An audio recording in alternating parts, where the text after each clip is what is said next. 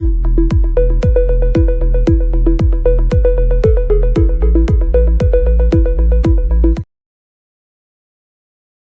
And welcome back. I am doctor Anirudh Hinge. आज हम जानेंगे कि हाई शुगर लेवल्स में हाईली डायबिटिक पेशेंट्स में डेंटल इम्प्लांट करने चाहिए या नहीं करने चाहिए। जैसे कि आपको पता है, मिस्टर परीक्षित जो कि मेरे पेशेंट है और मेरे काफी अच्छे मित्र हैं, उनको हमेशा कुछ ना कुछ क्वेरीज रहती है, कुछ ना कुछ प्रश्न रहते हैं। तो आज जब वो मेरे क्लिनिक में मुझे मिलने आए तो आज उनको बड़ी समस्या थी। उन्होंने मुझे पूछा कि क्या ज्यादा शुगर में, हाईली डायबिटिक पेशेंट में अगर शुगर बहुत ज्यादा हो तो क्या उसमें हम इम्प्लांट कर सकते हैं। तो मुझे उन्हें काफी सारी बातें डिटेलिंग में बतानी पड़ी कि हाई शुगर में क्या होता है, क्या हम इम्प्लांट कर सकते हैं या नहीं कर सकते हैं, जब बॉडी में शुगर बढ़ती है तो एग्जैक्टली क्या होता है, ये सब चीजें उन्हें मुझे समझानी पड़ी। तो एग्जैक्टली इम्प्लांट क्या होता है और कैसे फिक्स होता है। तो इम्प्लांट एक टाइटेनियम का स्क्रू रहता है, स्क्रू के जैसा दिखता है और वो हमारे हड्डी में, बोन में फिक्स होता है।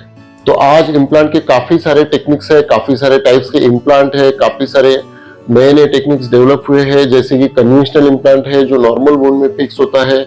कॉर्टिकल इम्प्लांट्स, बेसल इम्प्लांट जो है वो बोन के कॉर्टिकल बोन में फिक्स होते हैं। कॉर्टिकल प्लेट्स का यूज करके वहां पे फिक्स किए जाते हैं, यानी सबसे स्ट्रॉन्ग बोन जो है वहां पे फिक्स किए जाते हैं। तो जब इम्प्लांट बोन के अंदर या हड्डी के अंदर जाता है तो वहां पे ऑस्टियोब्लास्टिक और ऑस्टियोक्लास्टिक प्रोसेस शुरू होती है। ऑस्टियोब्लास्टिक यानी नई हड्डी बनना और ऑस्टियोक्लास्टिक यानी कुछ हड्डी कम हो जाना, घुल जाना। तो ये दोनों प्रोसेस होके जो नई हड्डी बनती है उसकी सहायता से वो इम्प्लांट वहां पे फिक्स होता है। तो जब भी हम इम्प्लांट प्लेस करते हैं वहां पे दोनों प्रोसेस होके नया बोन फॉर्म होके इम्प्लांट के साथ जुड़ के वहां पे 3 महीने के बाद वो इम्प्लांट वहां पे फिक्स हो जाता है। तो हाईली शुगर लेवल्स पे, हाईली डायबिटिक पेशेंट्स में क्या होता है, तो हाईली डायबिटिक पेशेंट्स में शुगर लेवल काफी हद तक बढ़ जाते हैं। तो शुगर लेवल बढ़ने के कारण मोस्टली पेशेंट्स में ऑस्टियोपोरोसिस नाम की बीमारी होती है। ऑस्टियोपोरोसिस यानी हड्डी पतली होना चालू होता है और हड्डी कमजोर होना चालू होता है। तो हम देखते हैं कि शुगर बढ़ने के बाद बोन में, हड्डी में एग्जैक्टली क्या चेंजेस आते हैं। तो जैसे ही ब्लड की ग्लूकोज लेवल, शुगर लेवल बढ़ती है, वहां पे कोलेजन का क्रॉस लिंकिंग जो रहता है, osteoblast addition to bone matrix जो रहता है, तो बोन में का जो ऑस्टियोब्लास्ट यानी ऑस्टियोब्लास्टिक जो सेल्स है वो बोन मैट्रिक्स के साथ जुड़ना कम हो जाता है। बाद में जो अल्कलाइन फॉस्फेट्स है उसका ऑस्टियोड मिनरलाइजेशन कम होना शुरू हो जाता है। तो जो बाइंडिंग का प्रोसेस है, binding to raise in pre osteoclast, उसकी वजह से साइटोकाइनिन सिक्रेशन बढ़ जाता है, आरओएस प्रोडक्शन बढ़ जाता है। उसकी वजह से ऑस्टियोब्लास्टोजेनेसिस कम हो जाता है। ऑस्टियोब्लास्टोजेनेसिस कम हो जाता है, ऑस्टियोब्लास्ट नाम के जो बोन में सेल्स रहते हैं वो बनना कम हो जाता है। ये जो सेल्स है यानी ऑस्टियोब्लास्ट जो सेल्स है ये नया बोन बनाते हैं। ऑस्टियोक्लास्ट प्रोसेस बढ़ जाता है यानी बोन का डीजनरेशन ज्यादा हो जाता है, यानी बोन कमजोर होना ज्यादा हो जाता है। इसकी वजह से बोन काफी ज्यादा कमजोर हो जाता है और इम्प्लांट वहां पे फिक्स नहीं हो सकता है। तो ये सब जानने के बाद क्या हम हाईली डायबिटिक पेशेंट में इम्प्लांट नहीं कर सकते हैं? तो ऐसा नहीं है, हाईली डायबिटिक पेशेंट में भी इम्प्लांट हो सकता है। जिन्हें बहुत ज्यादा डायबिटीज है, अनकंट्रोल्ड डायबिटीज है, हम उन्हें उनके फिजिशियन के पास भेजते हैं और प्रॉपर मेडिकेशन की सहायता से उनका डायबिटीज कम किया जाता है, एक नॉर्मल रेंज में लिया जाता है। अगर 200 के नीचे भी डायबिटीज आता है, शुगर लेवल आती है, तो हम उसमें अच्छे से इम्प्लांट कर सकते हैं और ऑस्टियो इंटीग्रेशन यानी बोन का, हड्डी का इम्प्लांट के साथ जुड़ना काफी अच्छे से हो सकता है। तो अगर प्रॉपर मेडिकेशन लेके अगर शुगर कंट्रोल में लाई जाए तो इम्प्लांट काफी अच्छी तरीके से कर सकते हैं और उसमें कोई भी दिक्कत नहीं आती है। अगर शुगर लेवल या हाईली डायबिटिक पेशेंट है काफी ज्यादा है और उसके हीलिंग कैपेसिटी बहुत कम है, जैसे कहाँ पे जख्म होता है तो हील नहीं होता है, तो ऐसे सिचुएशन में अगर कन्वेंशनल इम्प्लांट टेक्निक से इन्वेजिव प्रोसीजर के लिए जाए तो उसमें हीलिंग ना होने के भी चांसेस रहते हैं। जो अपने गम्स है वो अगर हील ना हो और अल्सर्स हो और वुंड्स बढ़ते जाए तो उसमें काफी ज्यादा प्रॉब्लम हो सकते हैं। इसलिए कन्वेंशनल इम्प्लांट प्रोसीजर से पहले डायबिटीज कंट्रोल में लाना बहुत जरूरी है। अगर डायबिटीज बॉर्डरलाइन भी है या 200 के अंदर भी है तो भी ऐसी जगह पे हम इम्प्लांट कर सकते हैं। बट जो एडवांस टेक्नोलॉजी है, जैसे ये कॉर्टिकल इम्प्लांट्स है, ज़ाइगोमैटिक इम्प्लांट्स है, टेरिगॉइड इम्प्लांट्स है, ये काफी हार्ड बोन में जाके बैठते हैं। ये जो इम्प्लांट्स है यहाँ पे सिर्फ ऑस्टियो इंटीग्रेशन नहीं होता है, यहाँ पे ऑस्टियो कंडेंसेशन और ऑस्टियो फिक्सेशन भी होता है और बाद में ऑस्टियो इंटीग्रेशन होता है। तो ऑस्टियो फिक्सेशन की वजह से यानी सीधा जाके बोन में पक्का बैठना, जो हम इम्प्लांट प्लेस कर रहे हैं वो अपने हार्ड बोन में जाके सीधा जाके पक्का बैठता है।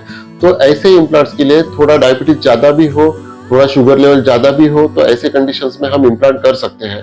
एक 6 महीने पहले मेरे पास एक पेशेंट आए थे, उनका डायबिटीज लेवल, उनका HbA1c लेवल 14 था, यानी 14 शुगर पे इम्प्लांट करना कॉन्ट्राइंडिकेटेड कहा जाता है, मना किया जाता है। अगर हमारा HbA1c लेवल 6 के ऊपर है तो उसमें इम्प्लांट करना कॉन्ट्राइंडिकेटेड है, नहीं बोला जाता है।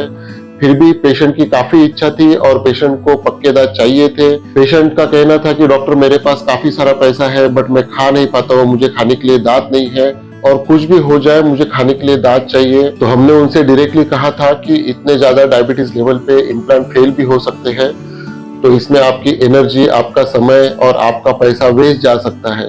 तो हमने उन्हें ऑलरेडी ये सब बातें बताई थी, फिर भी उन्हें इम्प्लांट के लिए जाना था। तो उनके कंसेंट से हमने वो डिसीजन लिया कि चलो इनके लिए हम इम्प्लांट के लिए जाते हैं। 14 HbA1c होने के बावजूद हम वहां पे इम्प्लांट के लिए गए, फुल माउथ रिकंस्ट्रक्शन किया, पूरे इम्प्लांट प्लेस के ऊपर नीचे दोनों जगह पे, दोनों आर्च में, दोनों जॉ में हमने इम्प्लांट प्लेस किए और उनमें पक्के दांत बिठाए। तो अभी 6 महीने से वो पेशेंट काफी अच्छे से खाना खा पा रहे हैं और उनके दांत अच्छे हैं। तो मेरा पर्सनली इस पे स्टडी चालू है, इस पे रिसर्च चालू है। काफी सारे मैं पेशेंट्स के इम्प्लांट करने के बाद, उनका सर्जरी होने के बाद डॉक्यूमेंटेशन कर रहा हूँ और मैं उनकी हिस्ट्री लेके, उनके पूरे रिकॉर्ड्स लेके उस पे मैं रिसर्च कर रहा हूँ कि बहुत ज्यादा diabetic highly sugar level patient में कितने हद तक इम्प्लांट सक्सेस हो सकते हैं। तो आज तक हमने जितने भी इम्प्लांट किए मोस्टली सक्सेस हो चुके हैं। फिर भी हम पेशेंट्स को बोलते हैं जितना हो सके आपके फिजिशियंस के पास जाइए और शुगर लेवल कंट्रोल में कीजिए, 200 के नीचे शुगर लेवल मेंटेन कीजिए। अगर शुगर लेवल मेंटेन रहेगा तो जो ऑस्टियोक्लास्टिक प्रोसेस है वो कम हो जाएगा और ऑस्टियोब्लास्ट बनना ज्यादा रहेगा, तो इम्प्लांट पक्के होने के लिए ज्यादा मदद मिलेगी। तो जिनमें ज्यादा शुगर है, हाईली डायबिटिक है, उनमें इम्प्लांट नहीं हो सकते ऐसा नहीं है, इम्प्लांट जरूर हो सकते हैं। उन्होंने खुद का शुगर मॉनिटर करते रहना चाहिए, हर महीने में अपने फिजिशियन से कंसल्ट करना चाहिए और अपना शुगर मेंटेन रखना चाहिए। और डेफिनेटली शुगर पेशेंट में, हाईली डायबिटिक पेशेंट में भी इम्प्लांट हो सकते हैं अगर हम उनका शुगर कंट्रोल में लाए तो अगर आपको ज्यादा शुगर है, काफी आप हाईली डायबिटिक हो, तो भी डरने की कोई बात नहीं है। आप आपके डेंटिस्ट के पास जाए, उनसे कंसल्ट करें, उनको आपके रिपोर्ट बताएं और वो जैसा आपको सजेस्ट करते हैं वैसा प्रोसीजर के लिए जाए और आपके इम्प्लांट कर लें। अगर आपको इससे रिलेटेड और कुछ जानकारी चाहिए, और कुछ क्लैरिफिकेशन चाहिए, और कुछ पूछना है तो आप मुझे कमेंट बॉक्स में मैसेज कर सकते हैं या दिए गए नंबर पे व्हाट्सएप कर सकते हैं या कॉल कर सकते हैं।